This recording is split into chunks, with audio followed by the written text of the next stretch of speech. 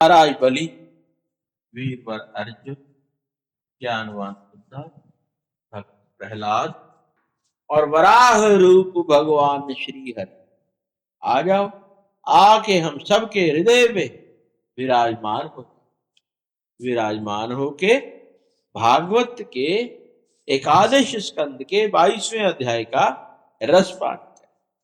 आज भगवान श्री कृष्ण अपने प्रिय सखा उद्धव जी को तत्वों की संख्या और पुरुष प्रकृति और विवेक का रहस्य बताएंगे। उद्धव जी ने कहा, प्रभु विश्वेश्वर भगवान, ऋषियों ने तत्वों की संख्या कितनी बतलाई है? आपने तो अभी 9, 11, 5 और 3 अर्थात कुल 28 तत्व गिनाए हैं। यह तो हम सुन चुके, किंतु कुछ लोग 26 तत्व बतलाते हैं, कुछ 25, कोई 7, कोई 9 अथवा कोई 6 को ही स्वीकार करते, कोई 4 बतलाते हैं, कोई 11 बतलाते। इस प्रकार किन्हीं किन्हीं ऋषि मुनियों के मत में उनकी संख्या 17 है, कोई 16 और कोई 13 बताते। भगवान श्री कृष्ण ऋषि मुनि इतनी भिन्न भिन्न संख्याएं किस अभिप्राय से बताते हैं? आप कृपा करके हमें बतलाइए। भगवान श्री कृष्ण ने कहा, उद्धव जी, वेदज्ञ ब्राह्मण इस विषय में जो कुछ कहते हैं वह सभी ठीक है, क्योंकि सभी तत्व सब में अंतर्भूत हैं। मेरी माया को स्वीकार करके क्या कहना असंभव है। जैसा तुम कहते हो वह ठीक नहीं है। जो मैं कहता हूं वही यथार्थ है।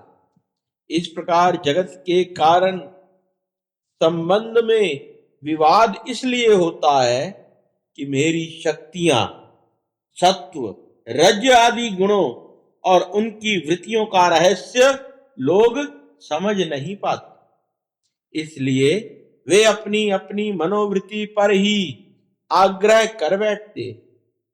सत्वादि गुणों के शोभ से ही यह विविध कल्पना रूप प्रपंच, जो वस्तु नहीं है केवल नाम है, उठ खड़ा हुआ है। यही वाद विवाद करने वालों का विवाद का विषय है। जब इंद्रियां अपने वश में हो जाती है तथा चित्त शांत हो जाता है, तब यह प्रपंच भी निवृत्त हो जाता है और उसकी निवृत्ति के साथ सारे वाद विवाद भी मिट जाते। पुरुष शिरोमणि उद्धव जी, तत्वों के एक दूसरे में अनुप्रवेश है। इसलिए वक्ता तत्वों की जितनी संख्या बतलाना चाहता है उसके अनुसार कारण को कार्य में अथवा कार्य को कारण में मिलाकर अपनी इच्छित संख्या सिद्ध कर लेता। ऐसा देखा जाता है कि एक ही तत्व में बहुत से दूसरे तत्वों का अंतर्भाव हो गया है। इसका कोई बंधन नहीं है कि इसका किसी में अंतर्भाव हो। कभी घट पट आदि कार्य वस्तुओं का उनके कारण मिट्टी सूत आदि में, तो कभी मिट्टी सूत आदि का घटपट आदि कार्यों में अंतर्भाव हो जाता है। इसलिए वाद प्रतिवादियों में से जिनकी वाणी ने जिस कार्य को जिस कारण में अथवा जिस कारण को जिस कार्य में अंतर्भूत करके तत्वों की जितनी संख्या स्वीकार की है वह हम निश्चय ही स्वीकार करते, क्योंकि उनका वह अनुपादन युक्ति संगत ही है। उद्धव जी, जिन लोगों ने 26 संख्या स्वीकार की है वे ऐसा कहते हैं कि जीव अनादि काल से अविद्या से ग्रस्त हो रहा है, वह अपने आप को नहीं जान सकता। उसे आत्मज्ञान कराने के लिए किसी अन्य सर्वज्ञ की आवश्यकता है। इसलिए प्रकृति के कारण स्वरूप 24 तत्व और 25वां पुरुष स्वयं और 26वां ईश्वर, इस प्रकार कुल 26 तत्व स्वीकार करने चाहिए। 25 तत्व मानने वाले कहते हैं कि इस शरीर में जीव और ईश्वर का अणु मात्र भी अंतर या भेद नहीं है, इसलिए उनमें भेद की कल्पना व्यर्थ है। समझ में आ रही है बात? लेकिन हमें जो सिखाया गया है वो है 26, लेकिन 26वां उसमें अहंकार को बताया गया। अभी वो बताऊंगा वो कैसे अहंकार हुआ। रही बात ज्ञान की, सो तो सत्व स्वामित्व का प्रकृति गुण है। तीनों गुणों की साम्य अवस्था ही प्रकृति है। इसलिए सत्व रज आदि गुण आत्मा के नहीं है, प्रकृति के ही हैं। इन्हीं के द्वारा जगत की स्थिति, उत्पत्ति और प्रलय हुआ करते। इसलिए ज्ञान आत्मा का गुण नहीं है, प्रकृति ही गुण सिद्ध होता है, प्रकृति का ही गुण सिद्ध होता है। इस प्रसंग में सत्व गुण ही ज्ञान है, रजोगुण ही कर्म है और तमोगुण ही अज्ञान कहा गया। और गुणों में शोभ उत्पन्न करने वाला ईश्वर ही काल है और सूत्र अर्थात महत्व तत्व ही स्वभाव है। इसलिए 25 और 26 तत्वों की दोनों की संख्या युक्ति संगत है।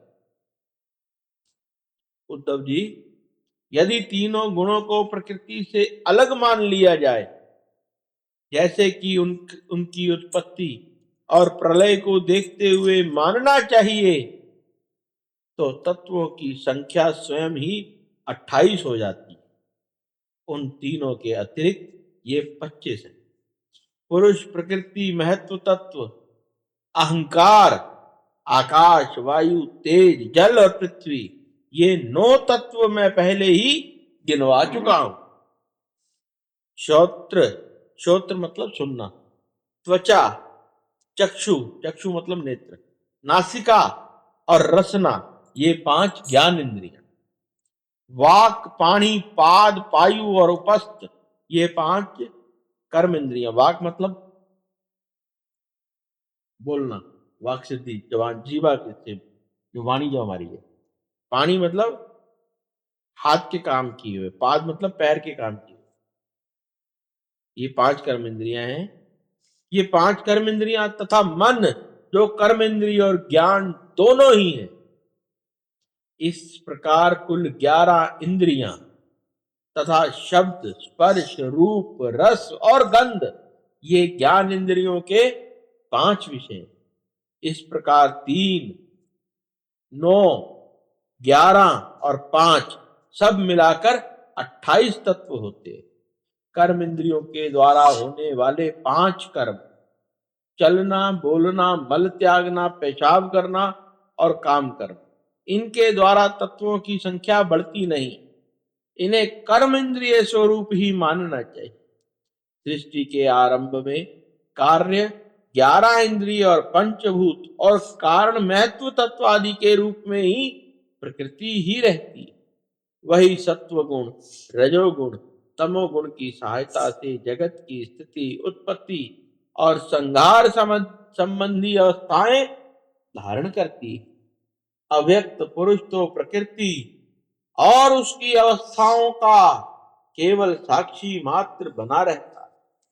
महत्व तत्व आदि कारण धातुएं विकार को प्राप्त होते हुए पुरुष के ईक्षण से शक्ति प्राप्त करके परस्पर मिल जाते।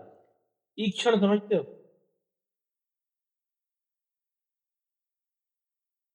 ईक्षण बोलते हैं भगवान का जो तत्व है ना हमारा, उससे हमें जो एनर्जी मिल रही है जिससे हम काम कर रहे हैं उसको बोलते हैं।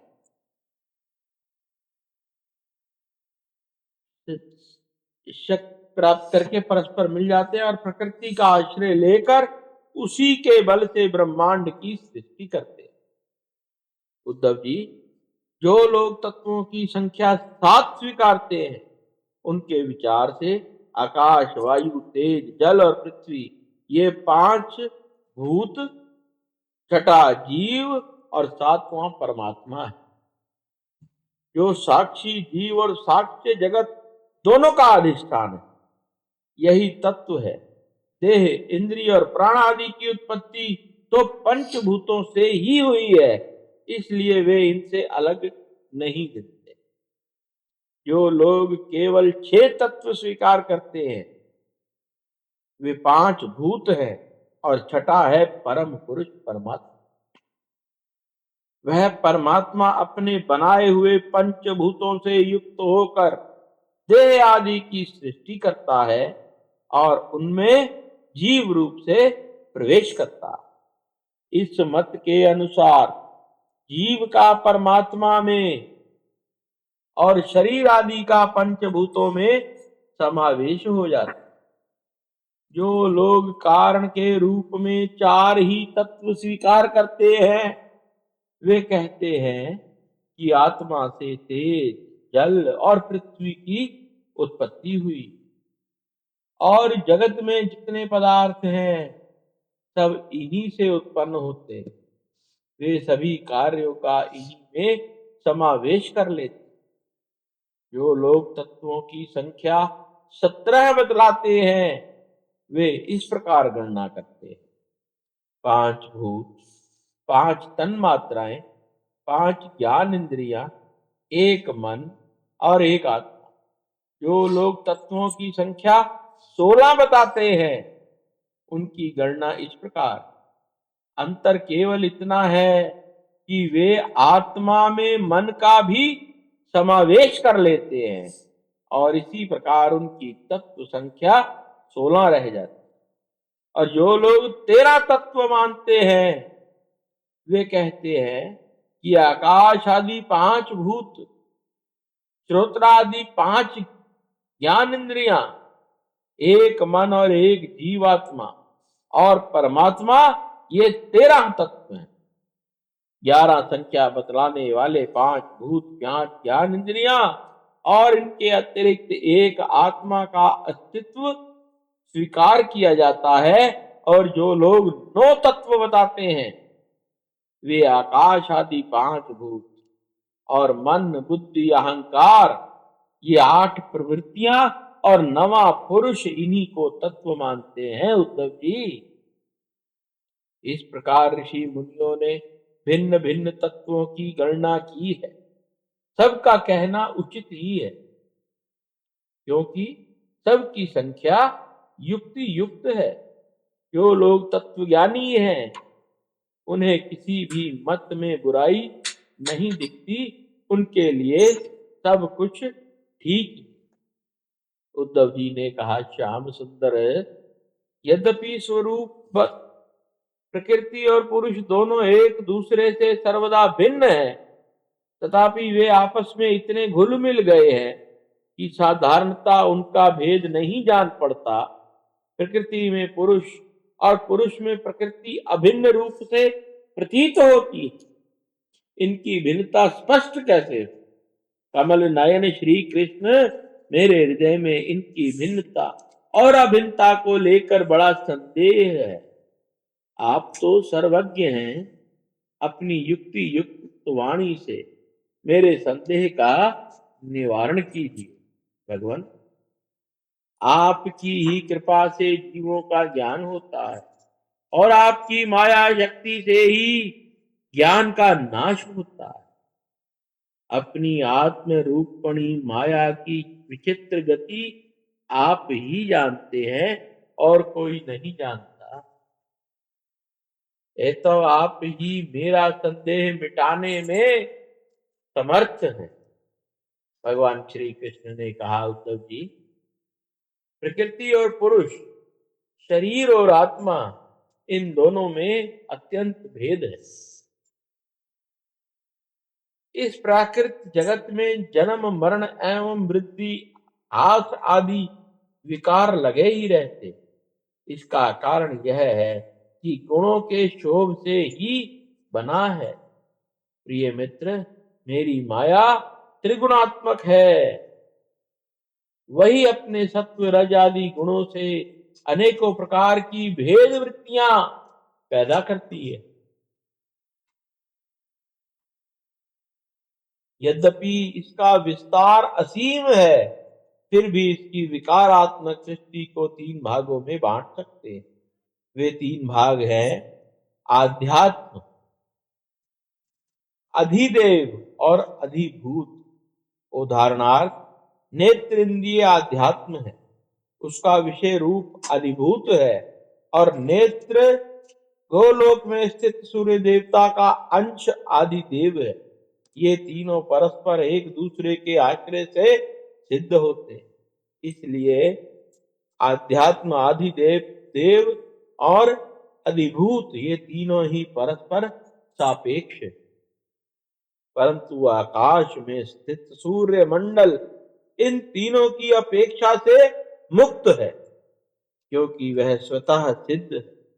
इस प्रकार आत्मा भी उपयुक्त तीनों भेदों का मूल कारण, उनका साक्षी और उनसे परे है।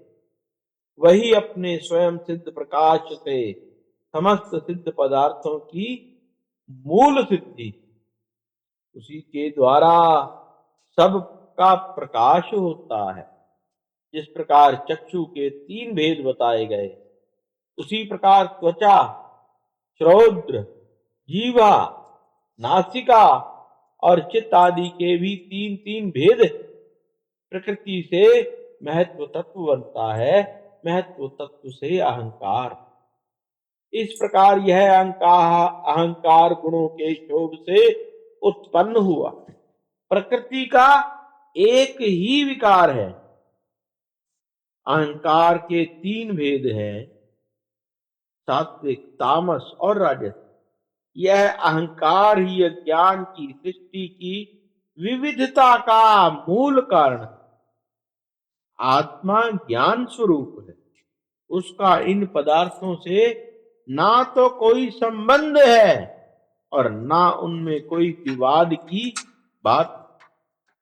अस्ति और नस्ति है या नहीं, सगुण, निर्गुण, भाव, अभाव, सत्य, मिथ्यादि रूप से जितने भी वाद विवाद हैं, सबका मूल कारण भेद दृष्टि ही है। इसमें संदेह नहीं कि इस विवाद का कोई प्रयोजन नहीं है, यह सर्वदा व्यर्थ है। तथापि जो लोग मुझसे अपने वास्तविक स्वरूप से विमुख हैं, वे इस विवाद से मुक्त नहीं हो सकते। समझ रहे हो ये क्या कहना चाह रहा है? समझ में आ रही है? समझ आ रही है? ये कहना चाहते हैं कि बहुत बड़ा विवाद है दुनिया के। भगवान के 2 प्रकार है, एक साकार है, एक निराकार है। कोई लोग कहते हैं कि भगवान किसी आकार में बने हुए, जैसे राम है, कृष्ण है, शंकर है, इस प्रकार देवी है, गणेश है। ये एक आकार हो गया। इसके परे भी लोग कहते हैं, इनसे भी परे जिन्होंने ब्रह्मा को, विष्णु को, शिव को बनाया, उसके परे जो है वो भगवान, उनका कोई आकार नहीं। वो ये विवाद है। और लोग कहते हैं नहीं, वो वाले असल में भगवान है, और कुछ लोग कहते हैं ये वाले असल। ये वाद विवाद असल में व्यर्थ है। इसकी बहुत अच्छी डिटेल है, वो आगे कभी समय मिलेगा या मौका मिलेगा तो बताऊंगा आपको। उद्धव जी ने पूछा, भगवान आपसे विमुख जीव अपने किए हुए पुण्य पापों के फल स्वरूप ऊंची नीची योनियों में आते जाते रहते हैं। अब प्रश्न यह है कि व्यापक आत्मा का एक शरीर से दूसरे शरीर में जाना, अकर्ता का कर्म करना और नित्य वस्तु का जन्म मरण कैसे संभव है?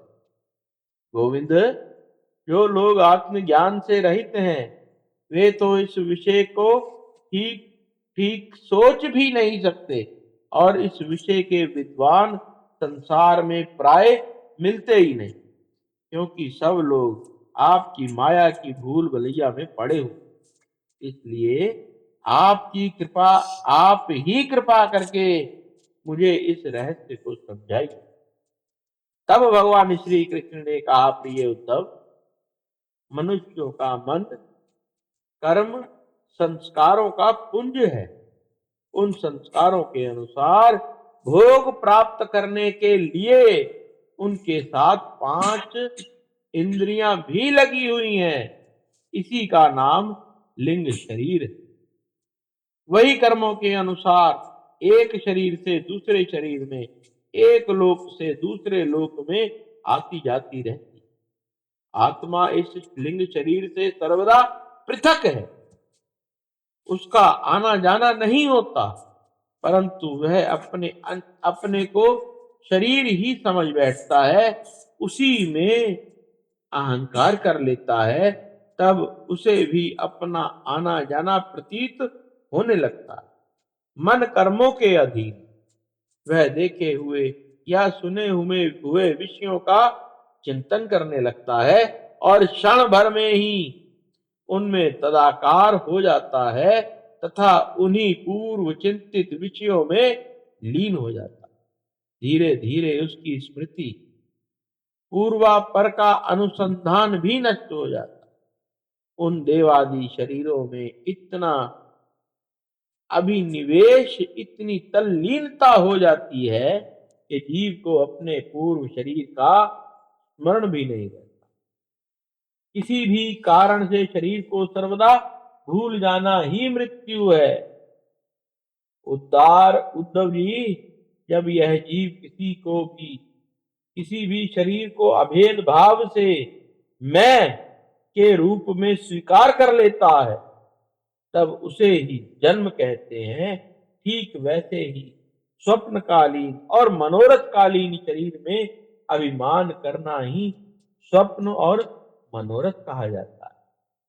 यह वर्तमान देह में स्थित जीव जैसे पूर्व देह का स्मरण नहीं करता, वैसे ही स्वप्न या मनोरथों में स्थित जीव भी पहले के स्वप्न और मनोरथ को स्मरण नहीं करता। प्रत्युत उस वर्तमान स्वप्न और मनोरथ में पूर्व सिद्ध होने पर भी अपने को नवीन सा ही समझता है।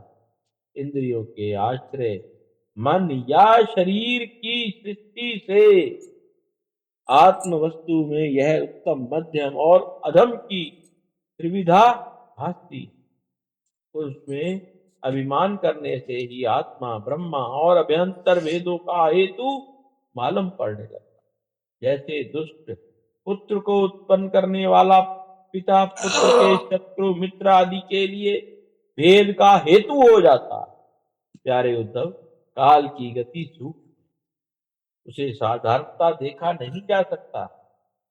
उसके द्वारा प्रति क्षण ही शरीरों की उत्पत्ति और नाश होते रहते। सूक्ष्म होने के कारण प्रति क्षण होने वाले जन्म मरण नहीं दिख पड़ते।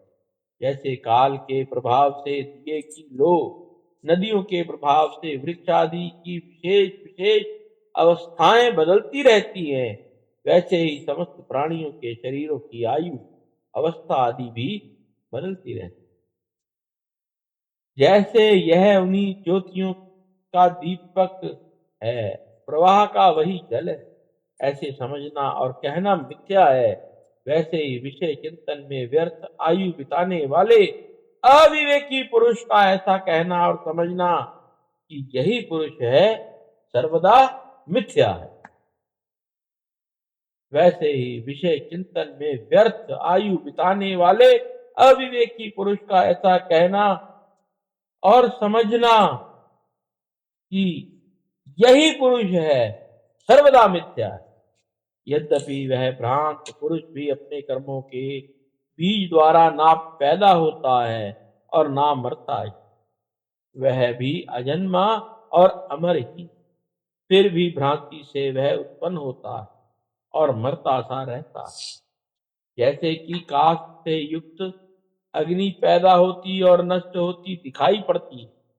उद्धव जी, गर्भधान, गर्भ वृद्धि, जन्म, बाल्यावस्था, कुमार अवस्था, जवानी, अधेड़ अवस्था, बुढ़ापा और मृत्यु, ये 9 अवस्थाएं शरीर की। यह शरीर जीव से भिन्न है और ये ऊंची नीची अवस्थाएं उसके मनोरथ के अनुसार ही, परंतु वह अज्ञानवश गुणों के संग से इन्हें अपनी मानकर भटकने लगता है और कभी विवेक हो जाने पर इन्हें छोड़ भी देता है। पिता को पुत्र के जन्म से और पुत्र को पिता की मृत्यु से अपने अपने जन्म का अनुमान कर लेना चाहिए। जन्म मृत्यु से युक्त देहों का दृष्टा जन्म और मृत्यु से शरीर नहीं। जैसे जो गेहूं आदि फसल बोने पर उगाती और पक जाने पर कट जाती, किंतु जो पुरुष उसके उगने और कटने का जानने वाला साक्षी है, वह उनसे सदा सर्वदा पृथक है। वैसे ही जो शरीर और उसकी अवस्थाओं का साक्षी है, वह शरीर से सर्वदा पृथक है। अज्ञानी पुरुष इस प्रकार प्रकृति और शरीर से आत्मा का विवेचन नहीं करते। वे उसे उनसे तत्व अलग अनुभव नहीं करते और विषय भोग में सच्चा सुख मानने लगते तथा उसी में मोहित हो जाते। इसी से उन्हें जन्म मृत्यु रूप संसार में भटकना पड़ता है। जब अविवेकी जीव अपने कर्मों के अनुसार जन्म मृत्यु के कर्मों की आसक्ति, वह ऋषि लोक और देवलोक में राजसिक कर्मों की आसक्ति से मनुष्य और असुर योनियों में तथा तामसिक कर्मों की आसक्ति से भूत प्रेत एवं पशु पक्षी आदियों की योनियों में जाता है। जब मनुष्य किसी को नाचते गाते देखता है, तब वह स्वयं भी उसका अनुकरण करने तान जोड़ने लगता है। वैसे ही जीव बुद्धि के गुणों को देखता है, तब स्वयं निष्क्रिय हो जाने पर भी उसका अनुकरण करने के लिए बाध्य हो जाता है। जैसे नदी तालाब आदि के जल हिलने या चंचल होने पर उसमें प्रतिबिंब तट के वृक्ष भी उसके साथ हिलते डुलते से जान पड़ते हैं। जैसे घुमाए जाने वाले नेत्र के साथ पृथ्वी घूमती दिखाई देती, जैसे मन के द्वारा सोचे गए तथा स्वप्न में देखे गए भोग पदार्थ सर्वदा अलीक ही होते हैं, वैसे ही दशांग आत्मा का विषय अनुरूप संसार भी सदा सर्वदा असत्य है। आत्मा तो नित्य शुद्ध बुद्ध मुक्त भाव ही है। विषय के सत्य ना होने पर भी जो जीव विषयों का ही चिंतन करता रहता, उसका यह मन जन्म मृत्यु रूप संसार चक्र में कभी निवृत्त नहीं होता। जैसे स्वप्न में प्राप्त अनर्थ परंपरा जागे बिना निवृत्त नहीं होती। प्रिय उद्धव, इसलिए इन दुष्ट इंद्रियों से विषय मत भोगो। आत्म विषय अज्ञान से प्रतीत होने वाले सांसारिक भेदभाव भ्रमक मूलक ही हैं। ऐसा समझो, असाधु पुरुष गर्दन पकड़कर बाहर निकाल दे, वाणी द्वारा अपमान करे, उपहास करे, निंदा करे, मारे पीटे, बांधे, आजीविका छीन ले, ऊपर थूक दे, मूत दे अथवा तरह तरह से विचलित करे, निष्ठा से डिगाने की चेष्टा करे, उनके किसी भी उपद्रव से शुद्ध नहीं होना चाहिए, क्योंकि वे तो बेचारे अज्ञानी हैं। उन्हें परमार्थ का तो पता ही नहीं है। अतः जो अपने कल्याण का इच्छुक है, उसे सभी कठिनाइयों से अपनी विवेक बुद्धि के द्वारा ही, किसी ब्रह्म साधन से नहीं, अपने को बचा लेना चाहिए। वस्तुतः आत्मदृष्टि ही समस्त विपत्तियों से बचने का एकमात्र साधन है। उद्धव जी ने कहा, भगवान आप समस्त वक्ताओं के शिरोमणि, मैं इस दुर्जनों से किए गए तिरस्कार को अपने मन में अत्यंत असह्य समझता हूं।